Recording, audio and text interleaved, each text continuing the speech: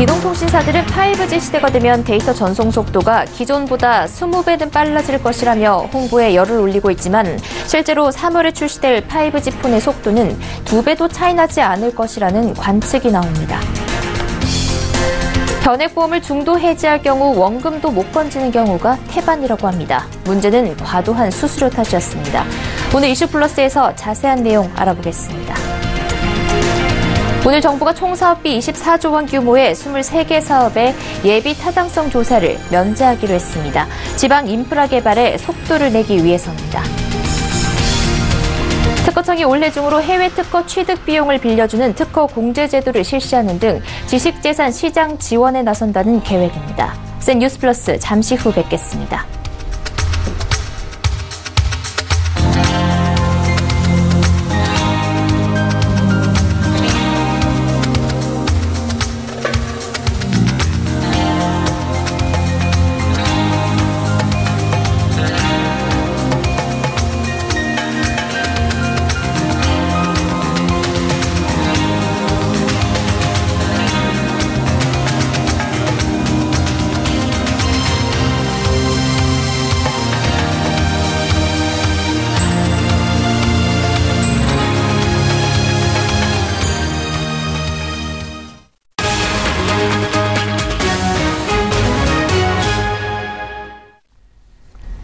시청자 여러분 안녕하십니까? 센 뉴스 플러스 양한나입니다.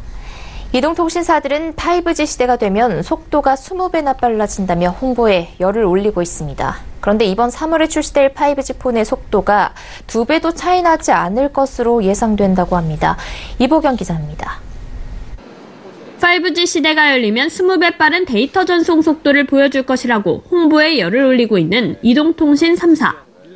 그렇다면 이번 3월에 출시될 첫 5G 스마트폰의 속도는 지금 사용하고 있는 LTE폰의 20배나 빠른 속도를 보여줄까? 결론은 아닙니다. 이번 3월에 출시될 5G 폰은 현재 사용하고 있는 스마트폰의 속도와 2배도 차이 나지 않을 것으로 관측됩니다. 현재 우리가 사용하고 있는 LTE의 최고 속도는 1GBps.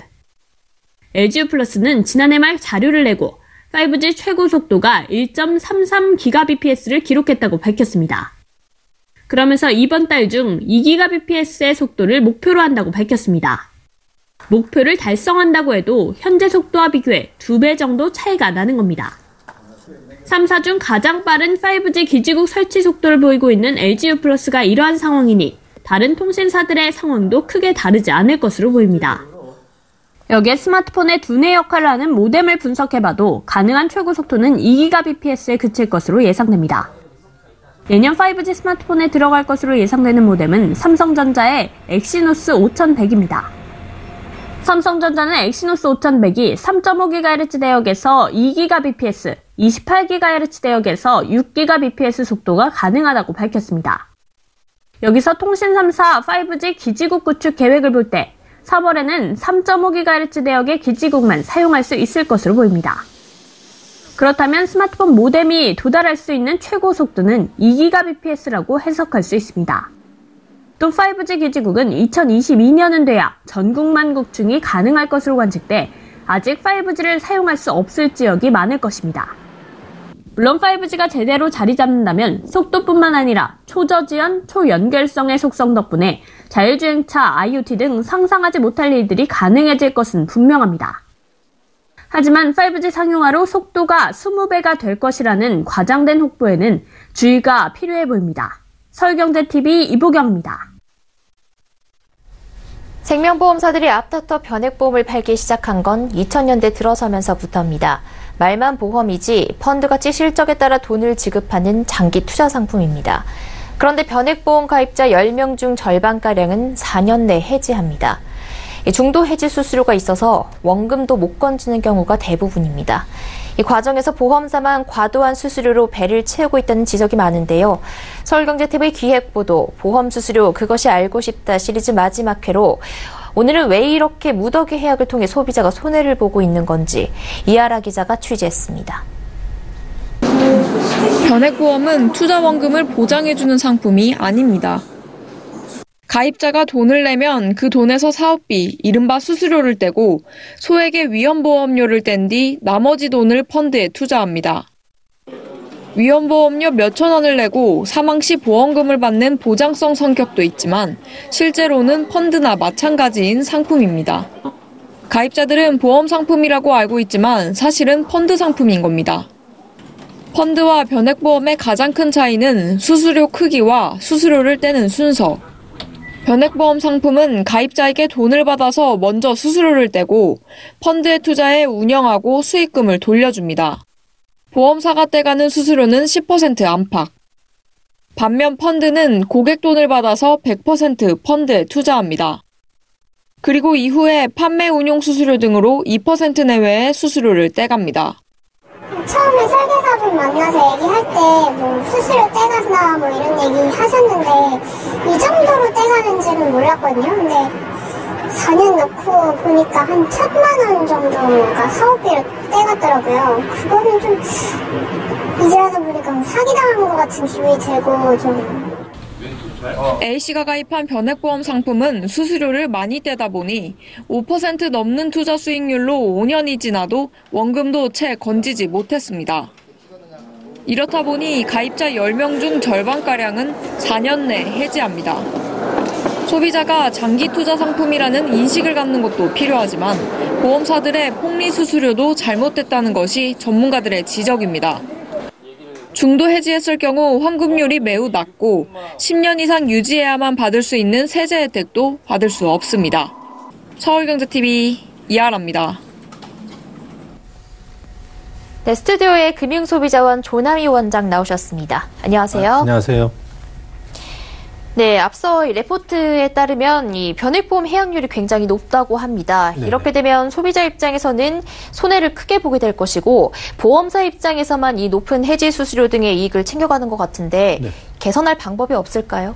네, 변액연금을 가입한 분들을 보니까요. 1년 이내에는 17명, 100명 중에 17명, 2년 이내에는 33명, 그러니까 100명 중에 3분의 1이 해약을 하고요. 또한 그 4년 정도 되니까 40% 정도 그 해약을 하고 그다음에 7년 정도 되니까 70%가 해약이 돼서 사실은 소비자 입장에서는 가입을 하고 해약을 하기 때문에 보험사는 이익이지만 소비자 입장에서는 많은 손실을 거두게 되는데요. 이것은 바로 이 상품에 대한 것들을 제대로 알지 못하고 적금형 상품인 양 가입했다가 이러한 낭패를 보는 경우가 많다는 것이죠. 그렇기 때문에 변액연금을 가입할 때는 변액연금의 어떤 또 변액보험의 특징을 자기한테 적합한 것인지 한번 살펴보고 제대로 가입할 필요가 있다고 봅니다. 네, 이 변액보험이 수익률이 5%가 넘게 나더라도 네네. 적립 원금도 못 건지는 경우가 많다고 합니다. 이게 네네.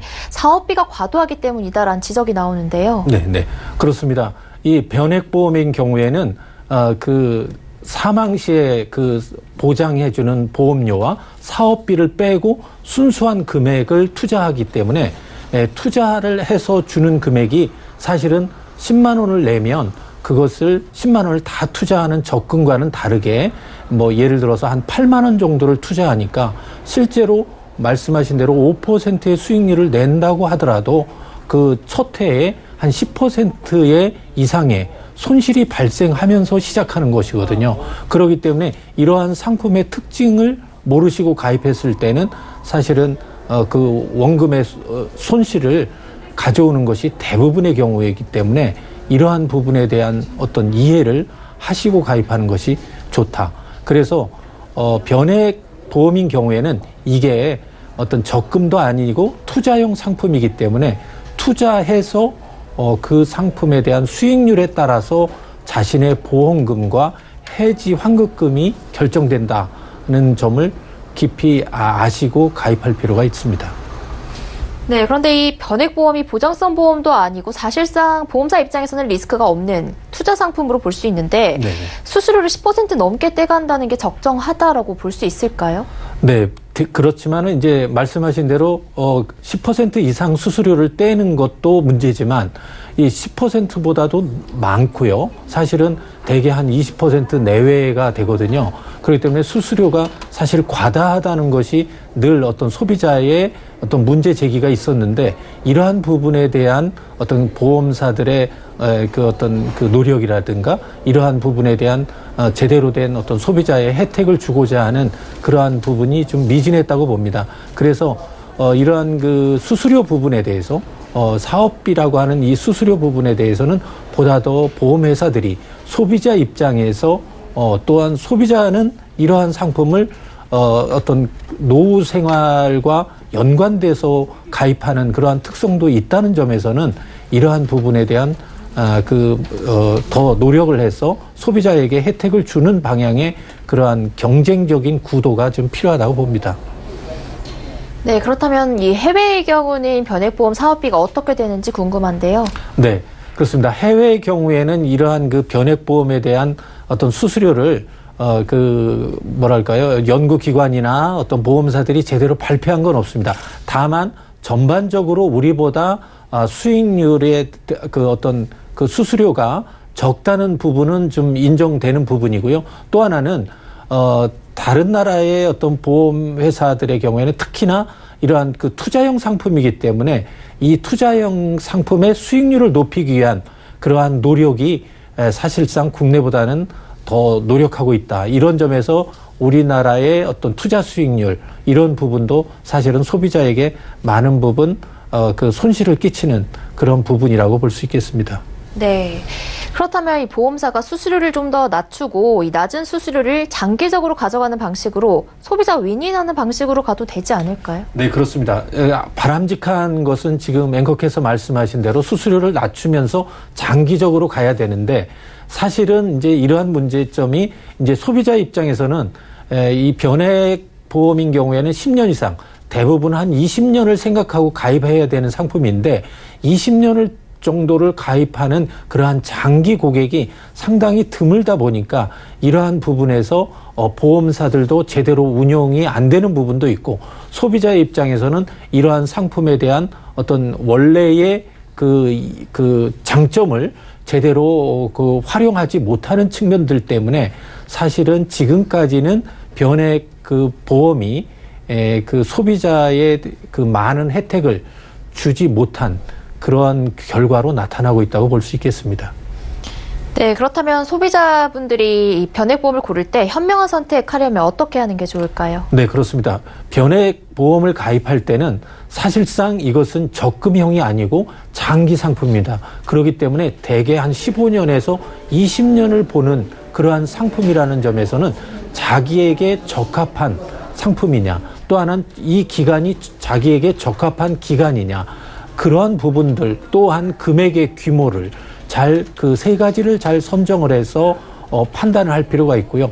또 하나는 이 상품을 선정을 할 때는 그 사업비가 얼마인지 그것을 잘 알고 사업비가 매년 어떻게 빠져나가는지, 또 10년 후에는 사업비가 어떻게 빠져나가는지 이런 부분도 잘 살펴봐야 되고요. 또 하나는 변액보험인 경우에는 본인의 관리 능력이 필요합니다. 다시 말해서 그냥 가입해서 방치할 것이 아니라 자기가 펀드는 어떤 펀드로 옮길 것인지 중간에, 또 하나는 자산을 어떻게 변형돼서 투자를 분배를 할 것인지, 또 투자의 시기를 어떻게 변경할 것인지, 이러한 것들을 좀 고려를 하면서 자신이 관리를 할 수 있는 그러한 능력도 있어야 되는데, 한번 가입하고 이런 것을 방치하다 보니까 사실상 자신의 어떤 이익을 제대로 관리하지 못하는 데서 오는 손실도 많이 발생한다는 것이죠. 그런 점에서는 이러한 것들을 고려해서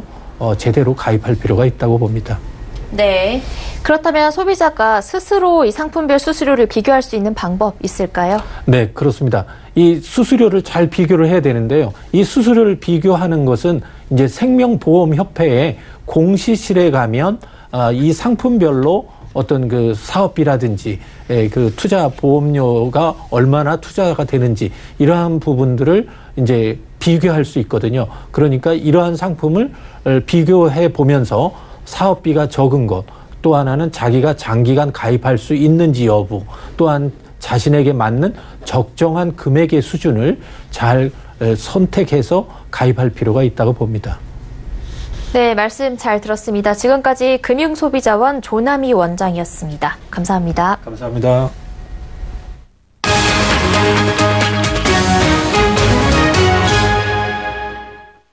오늘 정부가 총 사업비 24조 원대 규모의 23개 사업에 예비 타당성 조사를 면제하기로 했습니다.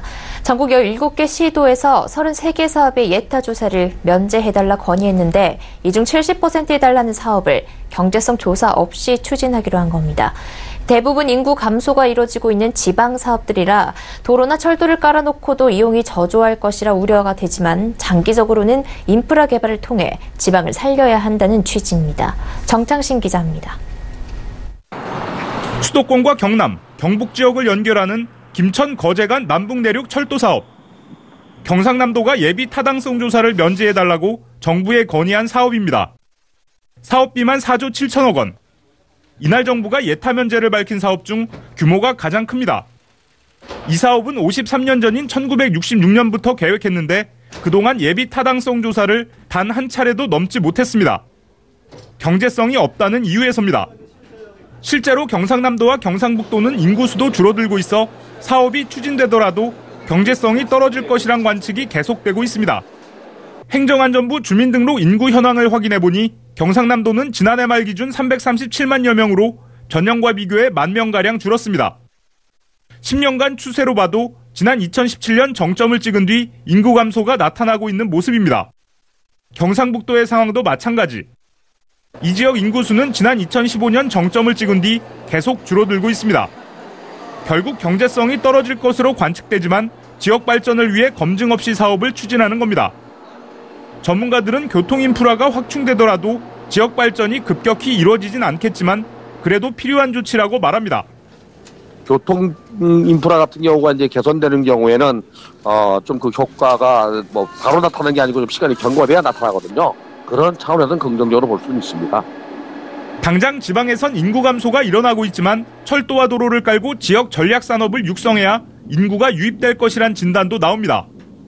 지방 인구가 줄어드니까 그런 사업들을 만약에 예타를 하면 다 그 BC가 안 나와서 사업이 승인이 되지 않을 거예요. 그런 점에서 이제 예타 면제 사업을 해서 지방에 이제 필요한 시설들을 좀 하자.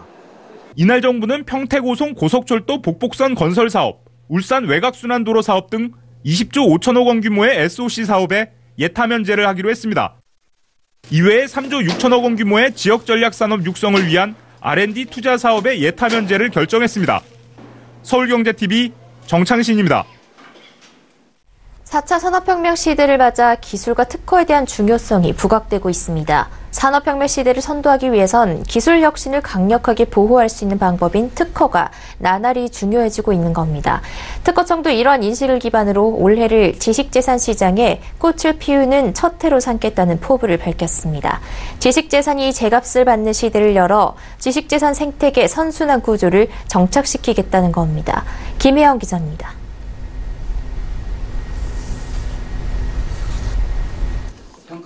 특허청이 지식재산 시장 활성화에 팔을 걷어붙였습니다. 국내 지식재산 기업의 아이디어와 기술을 보호하는 데 앞장서고 지식재산 활용도를 높이는 등 지식재산 강국으로의 경쟁력을 공고히 하는 원년으로 삼겠다는 계획입니다. 강한 지식재산의 창출로 산업혁신을 주도하고 국내에서 지식재산이 제값을 받고 활용되는 시장을 만든다. 그리고 해외 지식재산 선점을 통해서 글로벌 시장을 개척하는 것과 함께 미래를 준비하는 지식재산. 우선 올해 안에 특허 공제 제도를 신설한다는 계획입니다. 이는 기업과 정부가 매칭 형태로 부담하는데 해외 특허 취득 비용에 대한 금액을 먼저 빌려주고 나중에 분할 상환하는 방식으로 진행됩니다. 이를 활용해 해외 특허 취득을 적극 지원하고 해외 시장 선점과 향후 발생할 특허 분쟁에 대응토록 한다는 겁니다. 또한 지식재산 창출 보호 펀드 500억 원을 신규로 조성한다는 방침입니다. 특허는 있지만 자금이 부족해 개발에 어려움을 겪는 기업이 특허 소유권을 통해 자금을 빌려 사업을 원활히 진행할 수 있도록 한다는 겁니다. 이와 함께 특허 기술을 보호하는 데도 역량을 강화합니다. 오는 3월에는 특허 디자인 등 분야의 특별사법경찰을 출범하는 등 전담 조직을 만들어 수사의 전문성을 높인다는 계획입니다. 공정한 지식재산 시장 정착과 시장에서 가치를 제대로 인정받는 환경을 조성하기 위해서입니다. 이와 함께 오는 7월부터 특허 침해에 대해 징벌적 손해배상 제도가 시행됩니다.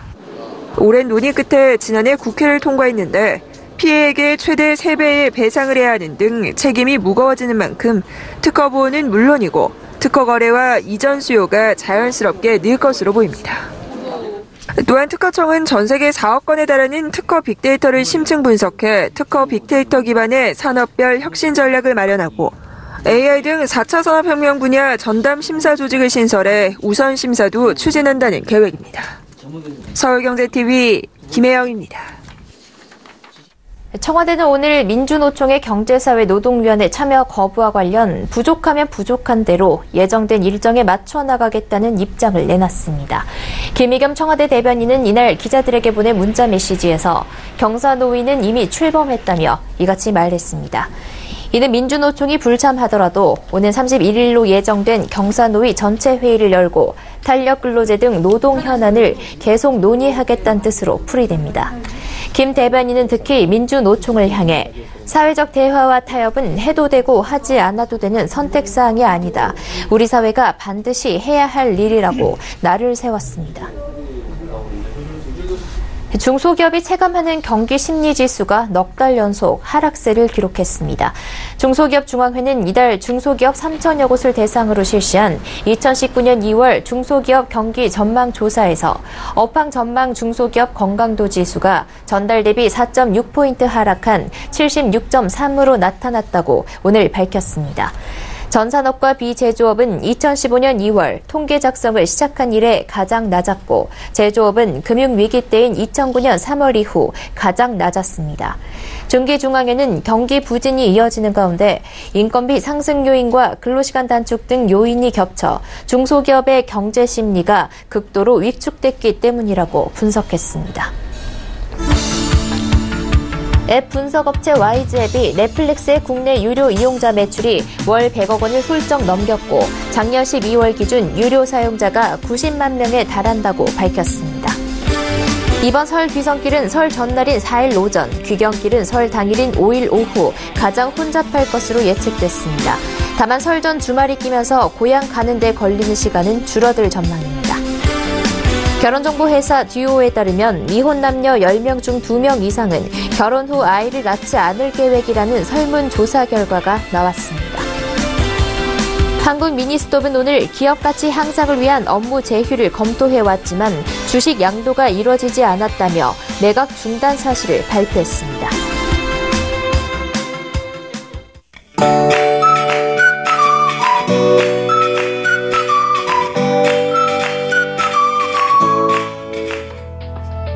안녕하세요. K웨더 라이프스타일 예보 박유라입니다.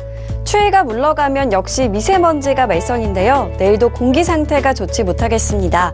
전국적으로 한때 나쁨 단계의 농도를 보이겠고요. 중부지방은 오후에 나쁨 수준의 농도까지 치솟을 때가 있겠습니다. 여기에 대기까지 무척 건조합니다. 호흡기 질환에 걸리지 않도록 주의하셔야겠습니다. 내일은 크게 춥지 않습니다. 서울의 아침 기온 영하 3도로 오늘보다 3도가량 높고요.